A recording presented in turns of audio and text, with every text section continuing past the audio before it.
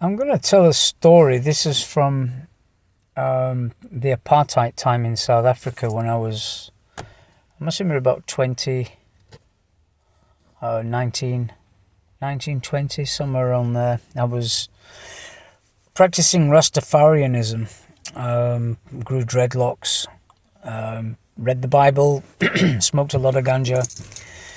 And being a white man in apartheid, it was always a two-sided thing. You didn't really have many white people with black friends. Well, after work, I was working as an apprentice engineer, and every weekend I would take the train to Soweto, and we'd meet up on a Saturday in Joubert Park and have a rubber dub, or a groundation, where all the Rastas used to gather together, and we'd play instruments, we'd close the doors, and we'd just smoke and listen to music, play music, and just basically congregate with each other. And this went on for about 2 years. So yeah, it must have been about 19, 20 to about 21 years old. Yeah. And anyway, this one particular weekend, I decided to go to Joubert Park for the rubber dub. And I got to Joubert Park, and all the doors were locked, and there was a sign on the door saying it had been cancelled. So decided, well, I can either take a taxi from Joubert Park into Soweto to Diepkloof, where I knew quite a few Rastas, and take into consideration if I went in alone as a white person into Soweto, it was dangerous, life-threatening, to be honest. I've had my life threatened twice because of the apartheid regime. It wasn't a nice time for anyone to live in those days. But anyway, what happened was I was mulling around outside Joubert Park, and then I met up with Thomas and Moses, and then Gary. He was a youngster. He was a lot younger than me. He used to come as well, a white boy. And then we met up with a guy called Russell De Beer. Russell, if you ever see this video, I'll tell the story, then you'll know it's you. Anyway, Russell approached us. We all had red, yellow, green paraphernalia on. I had a jumper that was red, yellow, and green. I had a tam, a Rasta hat, as they called. I had a few rands on me. Back in the days, you could buy a sloop, which is about this big. It must be about 4 or 5 inches long, and it was full of majat, which was like the cheapest shit you could get, the cheapest dope or zol you could get, and I bought 10 of those, and walking around Joubert Park with these sloops. Anyway, Russell started chatting with us, and he's asking us what we're going to do, and I says, well, we're going to go to Soweto and hang out with the Rastas and have a party, and probably leave on Sunday night, as was the tradition for me, and then go back to work on Monday. Anyway, it didn't work out like that. On the contrary. Anyway, he was wearing an army uniform, so that's kind of asking for trouble. He wants to come to Soweto with us while he's wearing an army uniform. But being young, naive, adventurous, we decided, yeah, you can come along. So there was 5 of us. There was Thomas, Moses, Gary, Russell, and myself. We jumped into a taxi, and off we went. Diepkloof. Anyway, we was walking down the road. It was kind of dusk, a little bit light, a little bit dark. And I remember there was a car speeding behind us, and I was basically in the middle of the road, and my friends were on the left-hand side. And I didn't have any Zol on me. I didn't have any marijuana on me.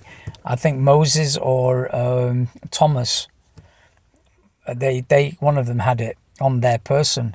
So as the car approached, I ran into this field on my right, because I was closer to that side of the road than the other guys. So I ran, and the next minute this car skidded to a halt, and the next minute these these guys get out of the car, and they look like pretty heavy guys, you know, and they're running towards us. So I said, no, I'm out of here. So I started running. And I looked behind me and somebody's shouting, Hima, Hima, Hima, you know, stop, stop. So I wasn't going to stop for nothing. And the next minute, a gunshot went off. And I thought, oh shit, this guy's shooting at me. And anyway, I carried on running and another shot went off and he's screaming. And then I tripped up. Yep, I tripped up. And so anyway, next minute, this guy's on top of me and he's handcuffing me. It was the old Bill. It was the police. Anyway, he picked me up, walked me back to the car. And we're all sitting in this car. Then he took us off to Deepcliff. Zone 2. I can still remember. Zone 2, Deepcliff. Yeah, it was kind of like pretty hellish. And we was booked for possession. And this was a Friday night. No, Saturday. Yeah, it was Saturday night, not Friday night. It was a Saturday night because of the rubber doubles on Saturday nights. So we got busted on Saturday night and we had to appear in court on Monday at the Johannesburg Municipal or Magistrates Court. I can't remember. It was some court for a hearing. So we stayed in Deepcliff for the Saturday night, Sunday night. The Monday they shipped us out of there, myself, Gary and Russell, and they put us into John Foster Square. It's like the equivalent of Scotland Yard in terms of authority and power and, you know, centralization. The police were all basically, it was like a headquarters type place. And anyway, the three of us, the white, because it was apartheid, we weren't locked up with our coloured brothers, you know, we were separated. So anyway, Russell, having his army uniform on, decided he's going to rip it in rebellion. He's going to tear it to pieces. So I don't know how many South Africans understand just how patriotic the Afrikaners were to the uniform, whether he was a police, navy, Boy Scout. If you had a uniform on, you were considered or expected to be very patriotic to that uniform. Anyway, Russell wasn't. And because he was in the military, he did this. The cop went, he's because of the bars, the cop was like, you know, swearing at him and expressing his anger at what he'd done to his uniform. And they phoned up the military police. I don't know, I think they came from Pretoria. And they came and they collected him. They took him away. But he was on leave. Or I don't even know if he was on AWOL. I can't remember that far back. But anyway, he came back the next day. He was absolutely black and blue. 2 black eyes. Brand new uniform. And totally regretful of what he'd done. And Gary, we had the hearing on the Monday. Gary was put into juvenile, I can't remember the word now, what we use. Anyway, he was under the care of his parents because he was a juvenile. He was still too young to be charged. So anyway, I made that one phone call. I called a girlfriend's friend, whose dad said once that, you know, he'd like helping people. Anyway, here I was, a person who needed help. And because I was associated with Zol, the bad herb, he completely shunned me. And then somehow or other, my dad found out. My dad wouldn't pay post bail. So I sat in the John Foster for about a week. And then they shipped us out to the Hillbrow Constitution Hill. They called it the Fort, which is an old Boer prison. And to my credit, I was one of the last residents there, apparently. And the only time we saw Thomas and Moses was when we was having our hearing. And that's the time I saw Gary as well. I can't remember Gary's surname. Maybe if he listens to this video or sees this video, he'll know the story as well. I don't know his story. I don't know what happened after he had his hearing. What became of him, same as the other guys. Anyway, we went to the Fort Prison, which was quite something. The cells must have been about 4 foot across, 6 foot high, and about 7 foot long. They had these metal doors, and they had wooden floors with metal sides, and the roof of it was this mesh, quite heavy 5 mil mesh, and it had a light above it, a fluorescent light, and as far as I can remember, it was on all night. And the sheet, not the sheets, the mattress they gave you was these thick. They must have been about 10 millimeters thick, grey, itchy, scrap fabric. They milled it all up and they made them into these horrible blankets, which they use for prop houses and removal companies where they wrap the. So that was our blanket, and you had a little steel bucket, which was your latrine, your toilet, and one shelf. And during the day, you could spend 1 hour in a cell with a friend. So obviously, I had Russell, so me and Russell spent time in the cell together for an hour, and then we'd go out into the courtyard, and all you could see was the Hillbrow Tower, or the Herzog Tower, as it was called. And and then we'd be ushered back into the cells, and then I can't even remember. I mean, when you were younger, time just seemed to be so long, It seemed to be forever. A week was like a year. So I know I must have been in there more than 2-3 weeks. I know that for a fact.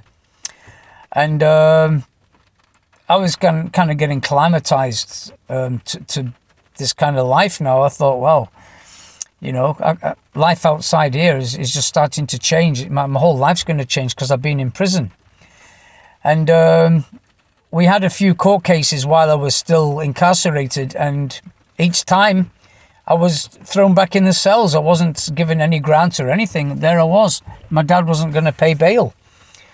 So there I sat, and eventually somebody called my name. I think it was Gary's dad who paid my bail. Because every time he had a court case, he saw me being taken away by the police. And I think he must have felt sorry for me and paid my bail. I don't know what happened to Russell. Anywho, I finally was released, and then I dropped my lawyer, and I had one court case, and I represented myself, and I won the case. Or it was chucked out. I was apparently 5 meters away from when the drugs were found. I was more than 5 meters away. They tried to charge me with resisting arrest, which I didn't even know we was going to be arrested. I thought there were thugs chasing us. And then he started shooting in the air. And I thought they were just thugs. So anyway, I got acquitted on that. And then I went back to work. My head was shaved. They shaved all my hair off. And years later, I never heard of Thomas or Moses ever again. And years later, back in 1984, I joined the Hare Krishnas, and I was in one of the ashrams, in one of the rooms, and I found a passport, and it belonged to none other. And you're never going to guess who it is. Andre De Beer.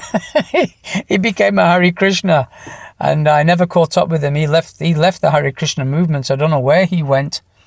But yeah, this is just a little story of the past. And many years later, I took my wife to this prison, to the Hillbrow Constitution Hill. It's now a museum. I'd written to them to tell them that I was an inmate there. I wasn't charged. I didn't have any criminal charges against me. I was found innocent, and up to this day I don't have a criminal record. Phew, I got away with quite a few. And yeah, that was it. And I took my wife to Constitution Hill and I showed her the little dog box. We call them dog boxes. And there was another guy there called Henry Dupree. And what he used to do, he used to get the T-shirts and he'd cut the sleeves off. Of all the inmates, he'd cut the sleeves off and he used to stitch them, put hems on them. And that was his little earner, you know. And then when we were sharing tobacco, I don't know if anyone remembers those little big pens. They had a little blue top with like a little lug on it. We'd melt the lug into it was that little piece that fitted on your pocket. You'd bend it into a loop and then just melt it with a cigarette lighter. And then we'd pack the actual pen top. We'd just pack it with Zoll, if you can get it, and tobacco, and a long piece of string, which is probably some of that blanket, those shitty blankets they gave us. You might find quite a few long pieces of cotton. And then where the wall would meet the floor, because the floor was wood, over the years the guys had gouged holes in, and they used to flick the thing across the floor and give tobacco to people. That's how it was. Anyway, that was a little bit of apartheid history, the apartheid Rasta.